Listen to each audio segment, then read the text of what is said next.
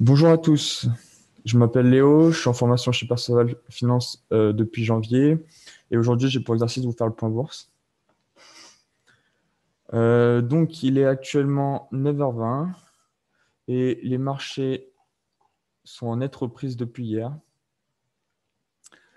Alors hier il y a eu une belle baisse des marchés due surtout à un contre-pied.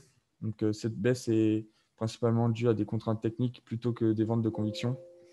Du coup, il n'y a pas de quoi paniquer pour l'instant et les probabilités de rebondir à court terme restent fortes. Tant qu'on évolue au-dessus de 6050. Donc, on continue à acheter sur repli.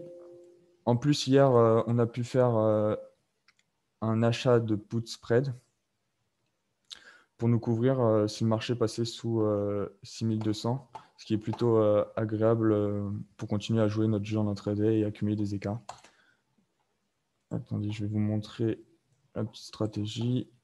Donc voilà, donc Mathieu nous a proposé d'acheter voilà, euh, cette stratégie. Achat de put trade. Donc voilà, à partir de 6200, on est couvert. Et au-dessus, bah, on ne perd pas beaucoup et ça nous permet d'accumuler des écarts tranquillement en intraday. Donc c'est cool. Sereinement. Voilà. Moi, personnellement, sur le CAC, hier, j'ai rien fait parce que j'étais en put synthétique sur le DAX et si je commençais à travailler le CAC et le DAX en même temps, j'allais être trop chargé. Et j'ai rien fait sauf à la clôture. J'ai joué avant la clôture vers 17h20. J'ai acheté pour jouer le relâchement des contraintes techniques dues à la fermeture du cash et le passage des contrats futurs de J à J+1. Et donc là, on relâche les contraintes techniques, oui, et du coup, il y a plus de chances de rebondir derrière. Et ça n'a pas loupé ce matin, ouverture revendue à 6243. Voilà pour ce matin.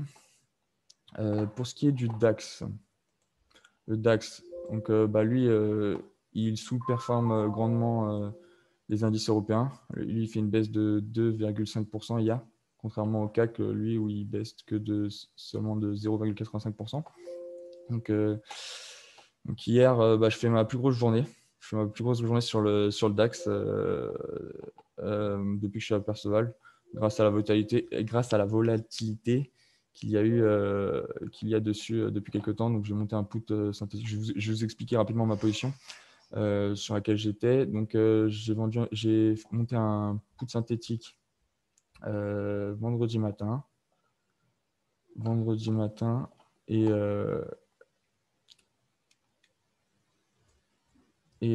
en vendant 3 futurs et en achetant 3 calls.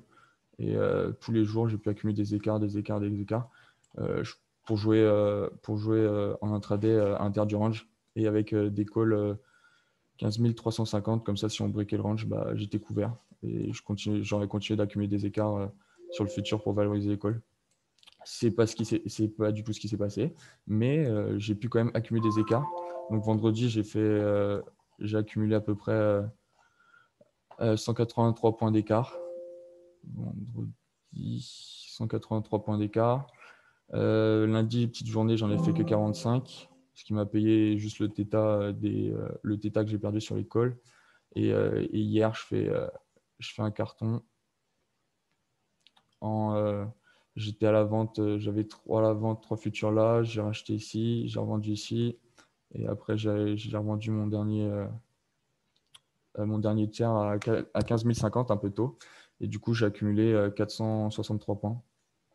C'est pas mal. Et là, il me reste que les calls qu'il faudrait que je sorte ce matin pour boucler ma position. Je vais les revendre soit je revends des futurs dessus vers 15 043, je vais en vendre un premier. Ou soit je vais voir comment le marché se comporte ensuite et je verrai si je vends les calls. Si je revends tous mes calls et je rachète mon futur ou si je continue à travailler en synthétique. Je vais voir. Donc voilà. Pour ce qui est de l'euro USD, Donc l'euro USD, lui, je vais passer rapidement dessus parce qu'il n'y a pas d'opportunité forte en ce moment. Et on peut le travailler à l'achat comme à la vente, mais sans conviction, juste pour accumuler des petits écarts. Personnellement, j'y touche pas trop. Voilà, on pourrait vendre ici la 1,2077 pour en double top pour essayer de faire une vente. Voilà l'idée du jour.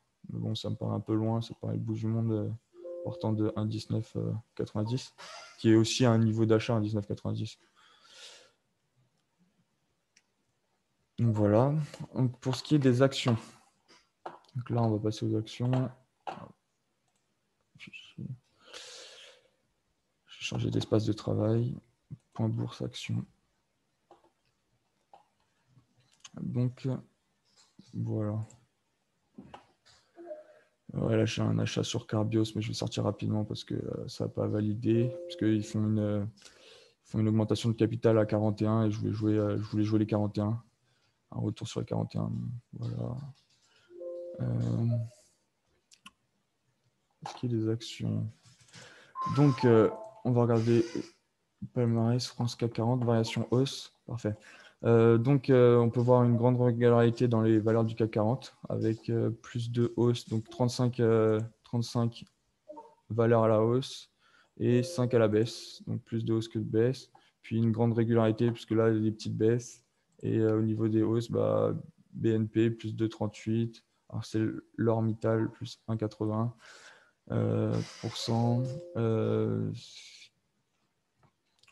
Voilà. Les bancaires en hausse, puisqu'il y a Crédit Agricole aussi, Société Générale. Voilà, voyons voir ce qu'il y a dans les small caps qui décollent. On a Genomico Vision qui était réservé à la hausse tout à l'heure. Voilà. Il y a quoi d'autre? Est-ce qu'il y en a une où on est dessus? Ici, Europcar. On a déclenché au-dessus de 1,1980. Et du coup, on a l'achat dessus depuis et on profite de la hausse. Premier objectif qui a été atteint.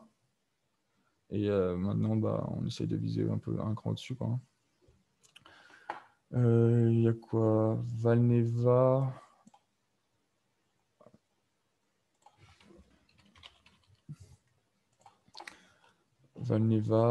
En baisse parce que